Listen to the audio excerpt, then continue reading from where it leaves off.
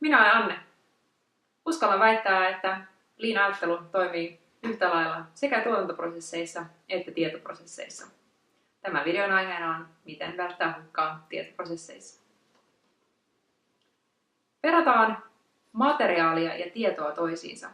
Tarkemmin ottaen vielä ylimääräistä tietoa, koska kaikesta tiedostahan emme kuitenkaan halua päästä irti toiminnoissamme. Vaikka tuotantoprosessin ja tietoprosessin toimintoa haluaisi verrata ehkä keskenään sen materiaalin ja palvelun avulla, tämä ei kuitenkaan toimi lean-ajattelun lähtökohtana. Ylimääräinen tieto tai tieto yleensä toimii meidän raaka-aineena tietoprosessissa ja käsittelemme sitä, työstämme sitä ja lisäämme siihen arvoa. Jotenka materiaali on yhtä kuin ylimääräinen tieto tässä tapauksessa.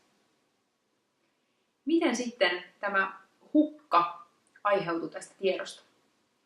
Aloitetaan katsomalla tuttua kuvaa meille kaikille, jossa laiva seilaa merellä ja varastotasoilla suojaamme laivaamme eli yritystämme erilaisista karikoilta, kuten kysynnän vaihtelu, tuotannon vaihtelu tai vaikkapa laatuongelmat. Yhtä lailla voisimme piirtää kuvaajan laivasta, jossa ylimääräisellä tiedolla suojaamme itseämme prosessiltamme, kun emme ehkä tiedä, miten se ihan kaikkinensa toimii. Tiedolla voidaan suojata sellaisia karikkoja vastaan, kuten että emme tiedä edellisen tai seuraavan työvaiheen syitä tai vaiheita, mitä ja miten tietoa käsitellään. Usein näkee myöskin sitä, että ei tiedetä, mikä asiakkaan tarve oikeastaan on, joten varmuuden vuoksi tehdään asioita. Tai ihan tähän tuttuun tapaan vain, että kun ollaan aina ennenkin tehty, niin tehdään nyt jatkossakin näin. Tietoa voidaan käsitellä hukkana yhtä lailla kuin materiaaliakin. Varastoimme tietoa, käsittelemme tietoa, etsimme tietoa, katsomme sitä tietoa, ihmettelemme mikäköhän tämä on, vertaamme kahta tietoa toisiinsa ja mietimme kumpikohan niistä on oikea.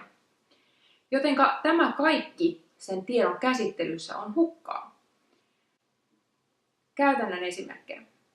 Sähköpostikeskustelut. Esimerkiksi montako saajaa sähköpostilla on. Yksi saaja liikaa tarkoittaa, että yksi henkilö käyttää turhaa aikaansa sähköpostin käsittelyyn. Myös sähköpostin pituudella on väliä. Tarvitseeko sen olla niin pitkä, että siihen kuluu aikaa lukea, ja tietenkin sen kirjoittamiseen menee aikaa. Eli siinäkin on ylimääräistä tietoa. Toinen käytännön esimerkki on raportit. Raporttien tarkoituksena voi olla päätöksenteon tukeminen. Eli kun raportin lukee, raportin tietoja käsittelee, tehdään päätös raporttiin liittyvistä asioista. Jos raporttia ei käytetä varsinaisesti mihinkään tekemiseen tai seurantaan, on raportti jo sinänsä turha. Kolmas käytännön esimerkkini liittyy asiakkaan ääneen. Hyvin usein näin tapauksia, jossa esimerkiksi yritykset laittavat tarratulosteisiinsa, joita käytetään tuotteiden päällä, tietoa vain sen takia, koska eivät tiedä, mitä oikeasti tarrassa olisi hyvä olla.